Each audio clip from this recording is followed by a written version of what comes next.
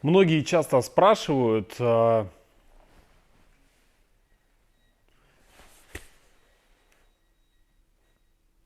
многие хотят, чтобы в их...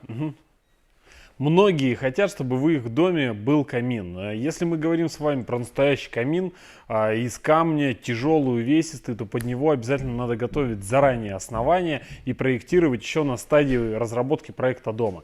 Но если мы с вами говорим про камин встраиваемый, то есть обычный, то его поставить достаточно легко. Вот здесь, к примеру, уже готова фальш-стенка, здесь у нас встанет камин, и выглядеть это будет великолепно и потрясающе, и ничем не будет отличаться от настоящего камина.